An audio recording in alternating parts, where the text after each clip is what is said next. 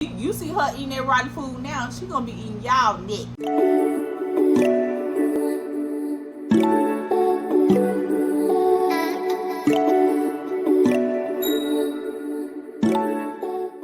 What's going on, y'all? Let's get into this review for From Season 3, Episode 3. You all may notice a little background change. I brought my children on vacation to the cabins. Let's get into the review. The first scene, y'all, we got the daddy. Well, he answers the phone, which I'm not sure if this is Thomas or not, because the boys kind of taunting him like, why did you let mommy go?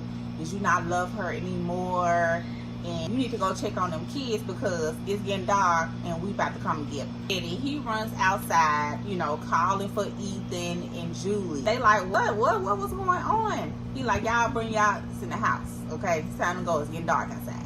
Boy is outside bringing the dong, ringing the bell, letting everybody know, hey, it's that time. I need everybody to get back in. While Boy is ringing the bell, he hears Jim yelling at the kids, trying to get them to come in the house. And Boy, you know, looking all crazy and stuff. He's like, what's going on? What's happening? Why you all loud and stuff? What's going on? Boy can clearly tell that something just happened. And I don't know why Jim just didn't tell him what was going on, because first of all of them are seeing stuff, right? The daddy, he hearing voices from Thomas. Hey, he getting the phone call. We got Boyd, he's seeing his wife that passed. We got the mom, she sees the little children. We got the crazy girl from last season, she was hearing stuff. So I don't know why Jim just didn't tell Boyd that I'm getting phone calls from my supposedly son. Jim walks off and then Boyd turns around and he starts back ringing the bell, you know, letting everybody know, hey, it's 7 o'clock. It's time for y'all to get y'all in the house. So then, y'all, we get Victor, Dad, and Henry. He's sitting on the couch sleep. The mama all of a sudden breaks some glass or some whatever. I'm not sure what she was trying to do. She cuts her finger and, you know, this wakes Henry up. Gives her a band-aid, let her know, like, you been down in the basement all night. You need to get you some sleep, girl. She like, yes, it's something in that basement that I need to see. It's something that gotta connect the dots. So then they started talking about how she even got in the tower anyway. Henry is like, did the boy dressed in white lure you up there? And she's like, no, I went to the tower by myself and the boy was the one that pushed me out. I went up there anyway because Victor told me this is where the children are and this is where I can save them, and that the way that she could get there was through a tree to the lighthouse. Victor also told him that his wife passed away and he was like, listen, you can say it, I already accept the fact that my wife and children died long ago. Then all of a sudden the mama hears the bottles, the same sound that she was hearing last season when she would sit outside on the porch. So she's like, what's that? And Henry's like, those are bottles out there on the tree. She starts to get some type of look on her face like it's something else going on. I don't know why her hearing that sound would make her be like that, but anyway, Boyd and Ellis they back in the sheriff's office having a back and forth about the plan that Boyd has to catch one of the things. Whatever the things are. And Ellis is like, listen, I understand you want to catch these things. I understand you have all these plans going on, but this is risky. You just risked everybody's life trying to catch some damn cows and goats and shit. So why are you trying to put everybody's life at risk again? Or at least yours, mine's, and Kenny. So then we get my girl. She comes into the sheriff's office and let them know that everything is going as planned. We got Kenny, the drunk man, Christy, and the rest of them going down there to get us some food. And then she kind of sensed that the energy is off in there. You know, something ain't quite right. And she like, oh, what's happening? What's going on? And Ellis is like, if you don't tell her, I'm gonna tell her. And once again, I am with Donna. Boyd is like, listen, this what's going on. I got another plan, even though it's originally Kenny's plan. Boyd seems to be the one that's so adamant about doing it. First, it was Kenny, and now it's like Boyd done completely took over the whole plan and done made it his about catching one of the things now. And boy talking about, listen, we gonna catch one of these things and we gonna make it talk. And Donna looked at him like, how are you gonna make the thing talk? We have shot these things in the head point blank, and all it does is make them smile. Like, are you kidding me? You really think they gonna talk? And then once boy realizes how stupid that sounds, he's like, I'm gonna come up with a plan. I just don't know what the plan is yet. Then Donna goes over and try to reason with him and be like, listen, I get you got a plan. I don't want to watch you go back out here and get not only yourself but other people that you want to take with you and that are involved killed because you want to catch one of these things again.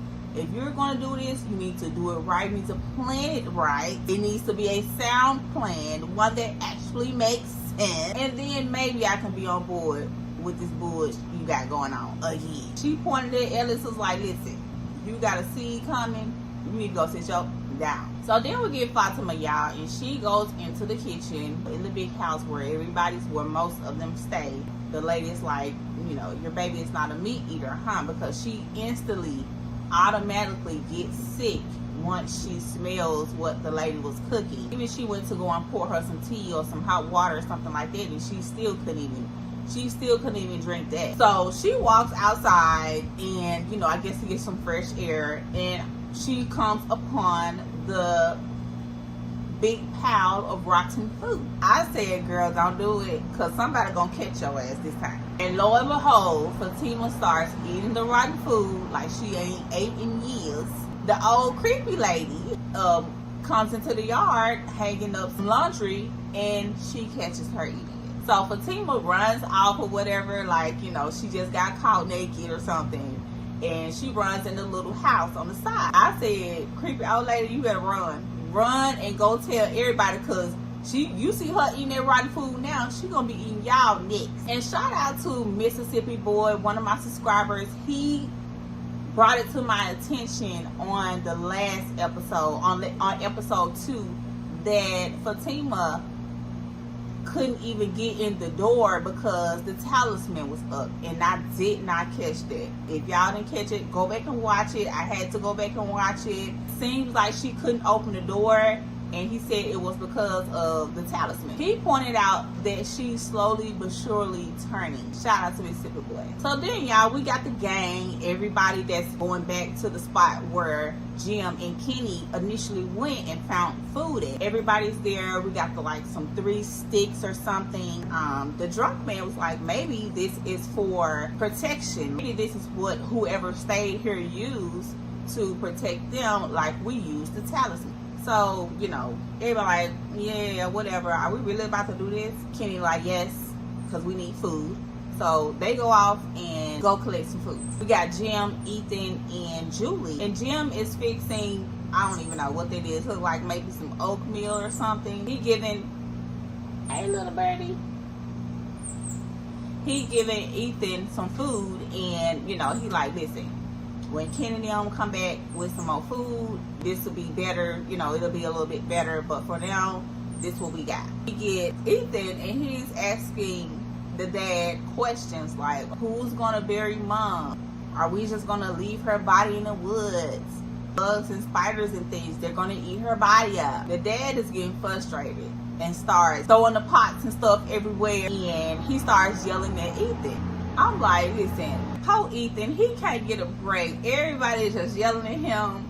First we have Victor, now we got the dad. Poor Ethan. So after the kids walked out of the kitchen, Jim is feeling away or whatever, and then all of a sudden the phone starts ringing again. I'm sick of this phone, okay? Either say what you gotta say or stop calling me. So Jim picks up the phone. He don't even say hello or nothing. He just picks it up and hang it right back up. We get Victor, Dad, and Henry in the mama scene again. They end up talking about, this is not the tree, but this is a replica of the tree that my wife saw with the hole in it, and she just made it because she wanted it to be closer to home. The mama like, okay, we gotta go. You gotta take me to this tree. You gotta take me to this tree because this is where I need to go so I can get back to my family. Henry like, no, you need to sit down. You gonna end up back in the hospital if you don't slow down. And she's like, no, we gotta go. you finna take me to the tree. We going right now. So they get in the car and they finna go to the tree. So the next thing, y'all, we got Boyd. And another person that Boyd is seeing is Preacher that died on season 1, I think.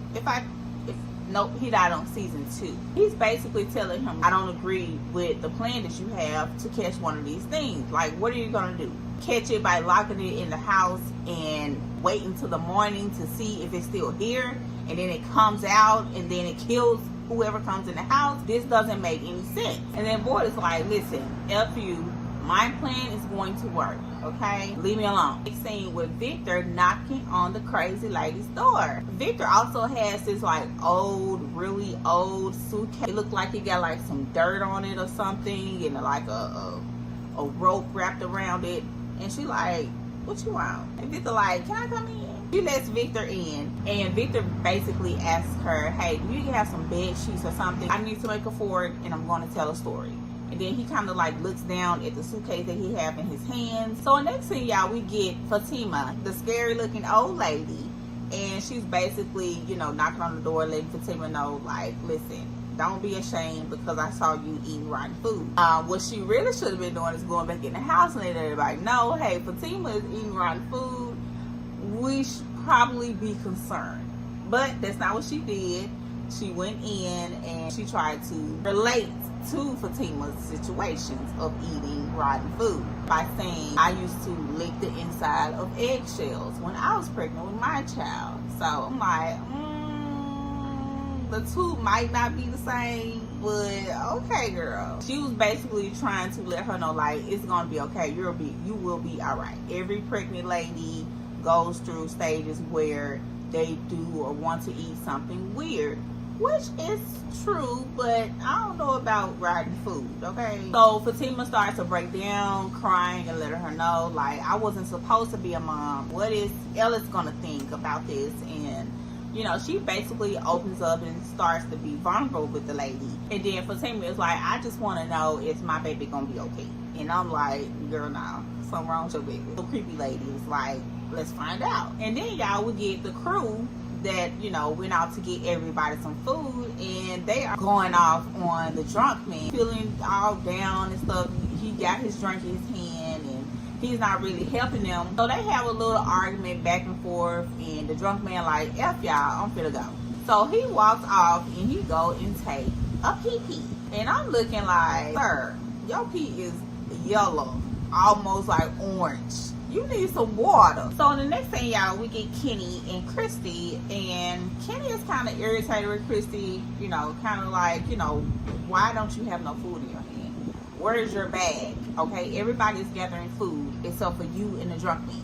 Y'all just out here playing. So in the meantime, we got the drunk man and the other man that he was going back and forth with come around the corner, and they are trying to stop the drunk man from going back to town because he's not going to make it in time before it get dark again. While they're doing that, Christy is running after the drunk man, and she gets her foot caught in some type of bear trap or something, and it traps on her ankle. And y'all, that thing looked like it hurt. She wasn't even screaming hard enough or loud enough for me for something like that to be done caught on her ankle. And why did it take so long for them to get it off of her leg? It's like it's three big bodied men.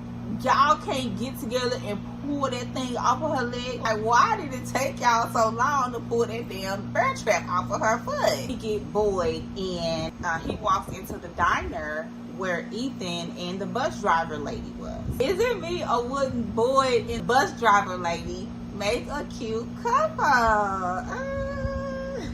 So then, you know, she's reminiscing about the melody for the song. Boyd is letting her know, listen, I'm trying to find a way out of here. We have to get out of here. Ethan is like, what if there isn't a way out of here? And Boyd is like, listen, we are not giving up, Ethan. We're not giving up on your mom. We're not giving up on us. We're not giving up on trying to get out of here. And Ethan is like, maybe we should. So then, y'all, we get the creepy old lady, and Fatima, she's going to tell her with tarot cards if her baby is going to be okay or not. And Fatima is not with it, okay? I'm like, okay, maybe me and the creepy old lady got a little something coming. But Fatima is not having it. She's like, I don't want to do all that. I ain't into all that. You can save all that for somebody else, but we not doing it with me. The old lady like, is that what you think of me? And I'm looking at her like, you is kind of creepy, girl. You do come off a little creepy. So then the old creepy lady talks Fatima into doing the tarot reading with her to find out if her baby is going to be okay. Because she like, listen, these tarot cards are the least of your worries. Out of all the stuff you have seen here since you have been stuck here, and you're worried about some tarot cards, girl, come get this reading. Okay, girl. They sit down and the lady starts to do the reading for her. And she like, let's see what the cards got to say. Next thing you know, we get a whole crow running into the damn window where they were sitting. You know, everybody jumped and like, people like, what was that? And then, you know, the old lady like, proceed. I was like, stop. That was your answer right there. Is something wrong with your baby? What was the question? Is my baby gonna be okay? The answer is no. Then the crow comes back and runs back into the window again. This time the crow was successful in busting through the window. And then the crow starts flying all around, bumping into the windows, bumping into the walls, blood splattering everywhere. Girl, if that ain't your answer, I don't know what is. Get back to the scene where it's 3 body-abled men trying to get this bear trap off of Christy's leg. They finally get it off. So then y'all would get Boyd, and I'm not sure the guy, I'm not sure of his name, but he's like the guy, the bald-headed guy that tried to steal the goats on the last episode. Him. He and Boyd, you know, Boyd asked him like, hey, can we switch tonight because I'm trying to watch these things and see if I can catch one. And then the dude is like, for why? The boy was like,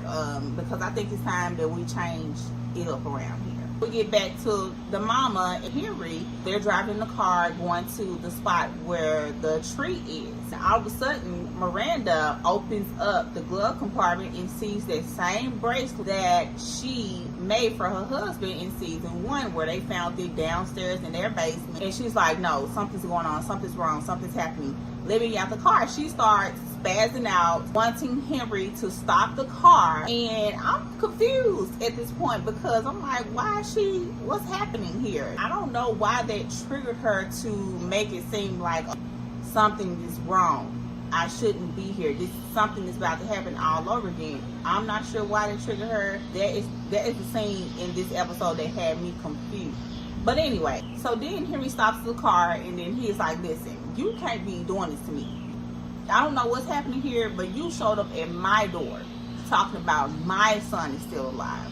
What do you mean stop the car? What do you mean we can't go to the place that you wanted me to take you to? And then Henry like, we going. He pulled off real skirt like, and then all of a sudden they crash, or someone crashes into them. Next thing you know, y'all, they're in the ambulance. Victor, Daddy Henry is completely out. And then Miranda, she sits up, head hurting like, what's going on? Paramedics are explaining to her, listen, y'all were in a car accident. He's going to be okay. But you're the lady that ran out of the hospital that had the child's lunchbox. We've been looking for you. I'm glad we found you. All of a sudden, the paramedics that's driving the ambulance, he stops the car and they're like, what's going on? Why are you stopping? He like, it's a tree in the middle of the road. I'm like, oh shit. So it looks like they're about to have this whole cycle all over again. And Miranda's like, no. They get out of the car and sing. Yay! Then the previews for the next episode looks like it's gonna be real good, okay? Y'all like, comment, and subscribe to the channel, and I will see you all on the next video. Bye!